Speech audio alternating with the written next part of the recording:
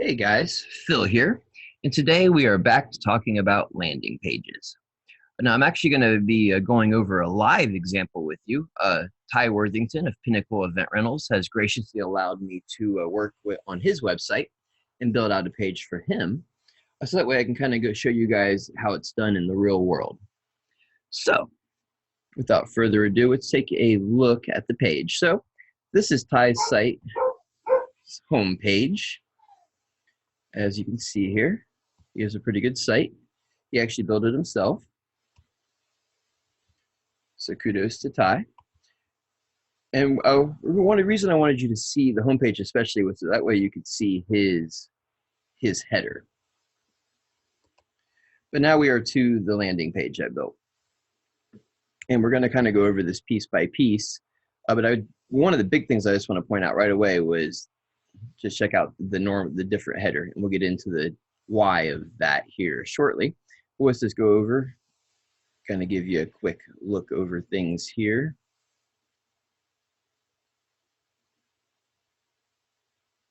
I've used a few placeholders here just so I could kind of hurry up and get through this, so I could show you guys what to do as I work to get some more content in here.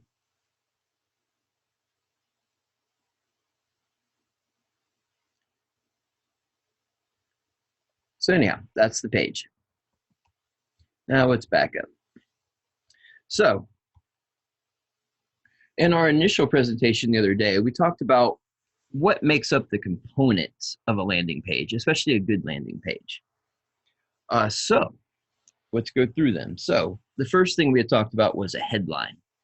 A headline is really the biggest point of a headline is the first thing that is going to draw the eye.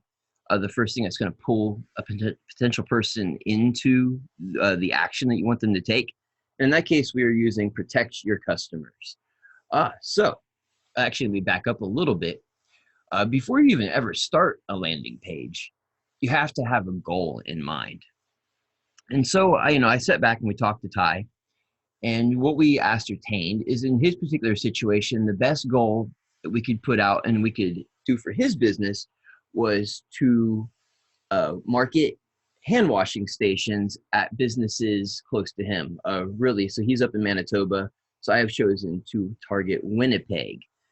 But that's what you need to do for your business is you need to look, remember if we talked about, you need a very specific goal for a landing page. So the easiest way would be to pick out a very specific product or an opportunity in a very specific geographic area that you can target for that opportunity. Given the situation right now, great ideas are hand washing stations, signage, tents. Actually, if you go to Ty's website, you see that he has a COVID-19 page as well, a more general landing page that's got some great ideas on it. So, of course, I'm not advising, of course, to steal from Ty, but he has definitely got some great ideas. So, moving on. So, back to that headline. So again, we are using that to draw in the customer. And again, it's oriented around our goal. And remember, we talked about power words. We talked about using words in phrases, in imagery that creates emotional reactions and triggers actions. And that's exactly what this type of headline is really, really leaning towards, is creating an emotional punch.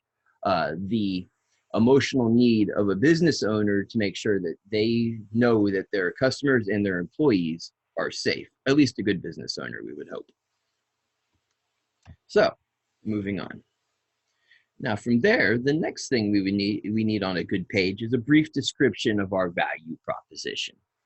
And so essentially, we kind of have that broken up on this page, but the first piece of it is here, that we are essentially just saying, hey, and while we do that, we're also creating some scarcity, and we're also using some power language. But just to kind of focus on the matter at hand, is we're kind of starting to lay out our value proposition, that we can help you protect your customers, we can help you protect your employees, and that to do that, you need to get a quote today. Next up, we're looking for high quality imagery. So you can see that Ty has a nice photo here of his hand washing station in a car dealership. It already provides, it lets a potential customer already see it in action in the real world It's nice, it's punchy, it's got a lot of color, it's a great photo. Next up, supporting elements. So supporting elements are things like testimonials, more copy and content that kind of helps fill out your value proposition, more imagery. And as you can see, we have that through here. We have supporting elements, testimonials. Once this page were ready to go live, we would be using that here with our video content, video or perhaps video explanations, video reviews, like I said, just anything you could think of that's going to provide entertaining and captivating content that people could suck people in on this page. And then we have a little bit more ad work here. And then of course, we're really increasing our social proof and our trustworthiness by creating it making it really easy to contact us, making it really easy to share things out, making it easy to see us on social media, just really decreasing doing all we can do to decrease the friction for the client to take the actions that we want. And then finally, and most importantly, our actual call to action of our form, which is up here, right up at the top of the page, right here. And again, like we talked about before, there's different design philosophies, but for the most part, you're always going to want to try to get that call to action or what you're actually trying to get them to do here as high as possible. Of course, there are some design elements that might go in that. You might feel that you need to make a little bit more of a sales pitch before they're going to actually make that action. In this case, people are in a hurry. People are looking to do things as the situation continues to exist that we're in right now. So in this, I felt it was a good design decision to get that option into the client's eyes as quickly as possible. So moving on. Now, if you remember our talk earlier, after we had talked about those basic components, we went into we laid out some tips. And the first one, the one that we considered most important, was keeping it simple. And that is one of the primary things we tried to do on this page. So let's look at this header here. Now, if you remember, here is their normal site header, and here is ours. One of the biggest things I tried to do here was take away the client's ability to move away from this page early on. And remember, that's a lot of the point of the landing page, where your home page is you might view it as a junction point where your client can branch off in all kinds of directions. This landing page is really meant to keep them locked in and keep them moving in one steady direction towards your desired action for them. So because of that, we removed all the navigational elements and all of the contact elements. Anything else that was distracting away from that scroll down, we took away.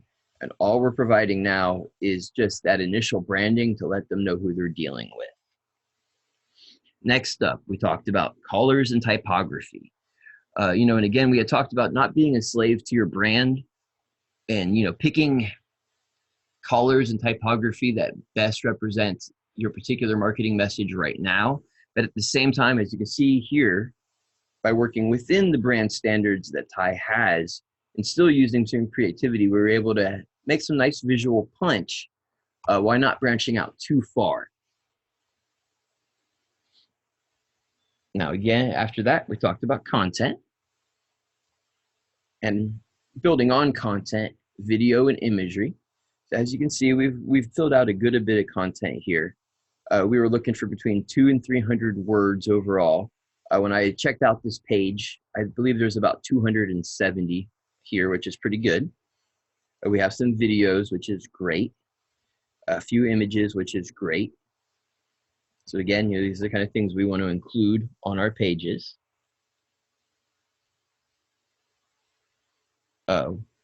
Then we had talked about optimizing for mobile, which we will get into when we actually get into the page build process. We had talked about social proof. And again, we did that by making sure that we had these here.